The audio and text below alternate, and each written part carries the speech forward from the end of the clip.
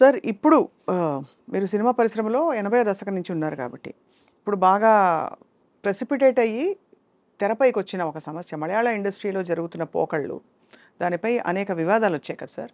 దీనికి cinema industry సభ్యుడిగా మీ స్పందన ఎలా ఉంది అసలు? అంటే ఏమనుకుంటున్నారు ఇది? ఇప్పుడు దీనికి సింపుల్గా చెప్పి ఈ చెట్టు ఉందా విత్తనం ఉందా అన్నట్టేనా. ఫ్రాంక్గా మాట్లాడుకుందాం. ఇది ఇవాళ వచ్చిన సమస్య కాదు, ఇది ఎప్పటి నుంచో ఉన్నది. బట్ ఇదివరకు క్లుప్తంగా ఉండేది, ఇప్పుడు బయటపడిపోతుంది. అవును, ఏదైనా ఉంది సమస్య అనేది ఇప్పుడు ప్రాబ్లం ఉంది అంటే అది ముందే when you face it on day one it self better you expose it. అంటే ఇండివిజువల్ లెవెల్లో అంటున్నారా? ఎనీవే ఎనీవే ఇప్పుడు నాకు ఏదైనా ఒక సమస్య వచ్చింది అనుకో అమ్మా, your my colleague, they are my colleagues. నేను మీతో చెప్పుకుని నలుగురం కలిసి మనం అప్పుడే మన సమస్యను రేస్ చేసామనుకోండి, సగానికి సగం కాదు, మేము ఈవెన్ ఆ ప్రాబ్లమ్ని ఎరాడికేట్ చేసేయగలుగుతాం. But once you submit for something and then you bend down for something and then later on bring it up, it doesn't work. దానివల్ల ఉపయోగం ఉండదు, గౌరవం కూడా ఉండదు. కానీ భయపడి చాలా పరిస్థితుల్లో చాలామంది మౌనంగా ఉంటున్నారు అనేది అది. ఇప్పుడు అందుకనేసి ఈ భయం అనేసరికి ఏమైపోతుంది, అక్కడే you have to take a stance.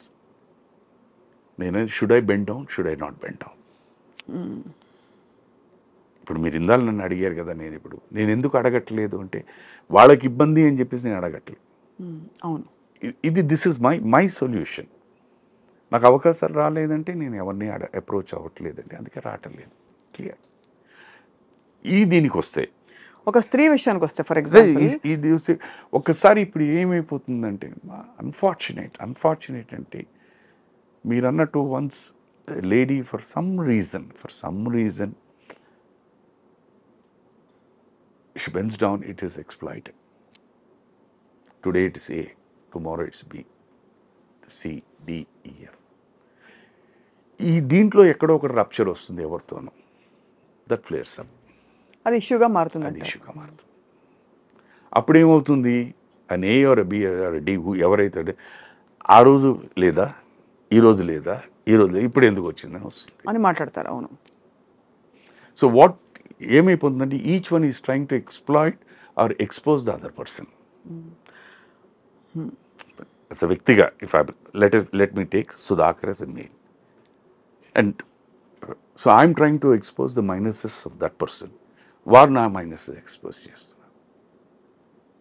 నా దగ్గర ఇన్ని ప్రూఫ్స్ ఉన్నాయని నేను చెప్తాను, ఆవిడ దగ్గర ఇన్ని ప్రూఫ్స్ ఉన్నాయని ఆవిడ చెప్తాను. తర్వాత ఇంకోటి ఏంటంటే అన్ఫార్చునేట్లీ ఏంటంటే ఇప్పుడు మీరు అడగచ్చు, ఇవి ఇక్కడ ఇండస్ట్రీలోనే కాదు, ప్రతి చోట జరుగుతున్నారు. బట్ మనకున్న గ్లామర్, అందుకని సినిమా వాళ్ళు ఏంటి రోజు వాడు పొద్దునే బ్రషింగ్ కూడా డబ్బు కట్టతో చేసుకుంటారు, స్నానం డబ్బు కట్టతో చేసుకుంటారు, పడుకునే డబ్బు అనే ఫీలింగ్ ఆడియన్కి ఉంది. సో మన దీంట్లోంచి ఏదైనా ఇంత వచ్చిందంటే it will be spoken hour so much. అవును. మీరు విలేజెస్లోకి వెళ్ళారంటే వాళ్ళ దగ్గర ఉన్న రెండు సాలిడ్ టాపిక్స్ ఆ రచ్చబండ మీద కూర్చొని మాట్లాడండి. One is politics, next is cinema, అంతే. మనం అంతటా మనం ఇలా ఎక్స్పోజ్ అయిపోయి ఆయన తప్పే, నేను కాదంటలేదు, చాలా తప్పు, నేను కాదనంటే. అంటే ఎక్స్‌ప్లాయిటేషన్ ఉండడం తప్పే, ఉందన్నది మాట వాస్తవం. కానీ అది ఆదిలోనే ఉంచారంటారు. నేను ఇవాళ on camera I'm asking you show me one profession in this world where this no exploitation.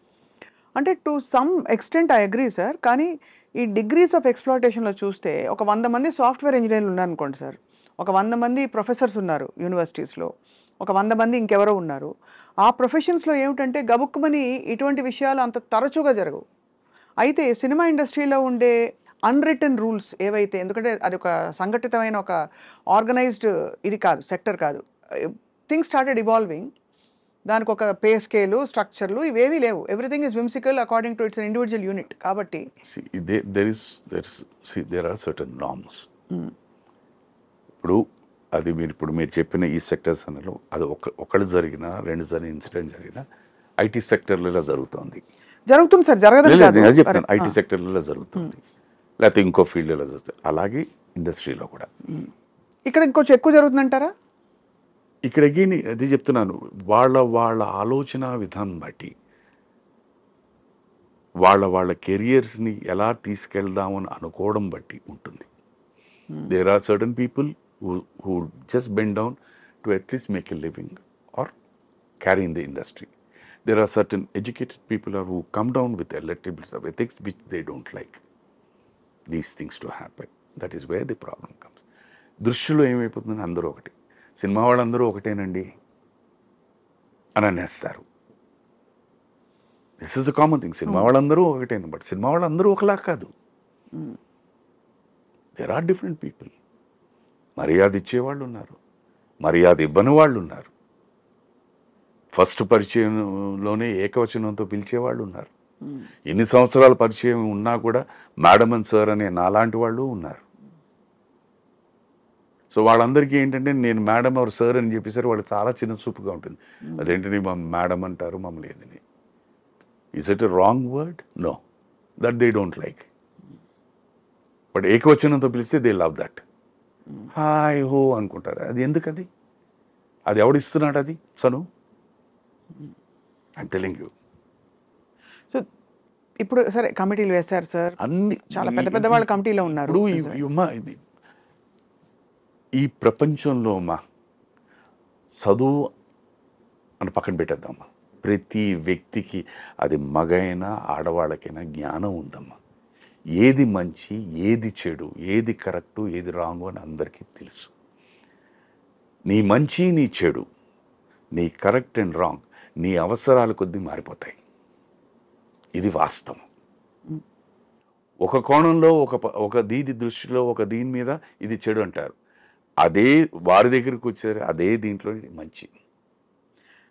సరే ఐడియల్గా చెప్పండి సార్, ఐడియల్ కండిషన్ ఎలా ఉండాలంటారు మనిషి తన ఇప్పుడు ఇలాంటి పరిస్థితుల్లో? ఇంత దీంట్లో we're all working together. A healthy atmosphere is the most important thing. ఇప్పుడు నేను ఏ వ్యక్తిని ఎప్పుడు ఒక చులకన భావంతో చూడద్దు. ఇండస్ట్రీకి, ఫిల్మ్ ఇండస్ట్రీకి వచ్చే వీళ్ళందరూ ఇలాంటి వాళ్ళే అన్న దృష్టి వద్దు, అన్న థాట్ వద్దు. Give them respect. అయ్యో తప్పకుండా. దట్ ఈస్ ది నేను అనేది. అందుకని ఫస్ట్ నేను చెప్పాను కదా, ఒక వ్యక్తికి ఎప్పుడైతే మీరు గౌరవం ఇవ్వడం మొదలుపెట్టారో the whole system and the whole thinking will change. అది ఇవ్వండి, దాన్ని డెవలప్ చేయండి. అది చేస్తే ఇంకేముంటుంది? Nothing. There is absolutely will not have any problem. But మీ థాట్ ప్రాసెస్లోనే తప్పు అనుకున్నారు అనుకోండి, అన్నీ తప్పుగానే ఉంటాయి. అందుకని మనకి పాత సామెతే ఉంది, పచ్చకామంలో వచ్చిన వాడికి లోకం అంతా పచ్చగా ఉంది. బట్ వాడికి అది డిజీజ్ అది. బట్ ఇవాళ ఉన్న లోకంలో ప్రతి వాడికి పచ్చకామంలే. మీరు దొంగతనం చేసేవాడు చూడండి, వాడు ఎప్పుడు ఎదుటివాడి వీడు దొంగలాగే అనిపిస్తాడు, మోసం చేసేవాడికి అలాగే కనిపిస్తాడు. కరెక్టే సార్, మీరు అన్నది రైటే. ఒక మంచి మనస్సుతో ఒక వ్యక్తిని తీసుకెళ్ళి ఒక హెల్ప్ చేద్దామంటే ఆ మంచితనాన్ని వాడుకుని ఆ మంచి వ్యక్తిని ఎవరైతే హెల్ప్ చేస్తారో అతన్నేమో వెధనం చేస్తున్నారు. ఎందుకంటే ఇక్కడ రెండు two contrasting approaches and thinking. Here is an A who wants to help B. Here is a B who wants to take advantage of this A and make him a fool. So where is the mistake చెప్పండి? ఇక్కడ. పోనీ ఇలా అడుగుదాం sir, ఈ సమస్య పరిష్కారం అవుతుందని మీరు భావిస్తున్నారా, లేకపోతే ఇది కాలక్రమంలో రూపాంతరం చెందుతుంది తప్ప ఒక స్త్రీ పురుషుడు ఉన్న ప్రతి చోట ఎక్కడా కూడా ఇలాంటి ఎక్స్ప్లాయిటేషన్ ఉంటుందంటారా సార్? అది వాళ్ళ విజ్ఞానానికి వదిలేస్తానమ్మా. ఎందుకంటే నేను దేని గురించి మాట్లాడలేను.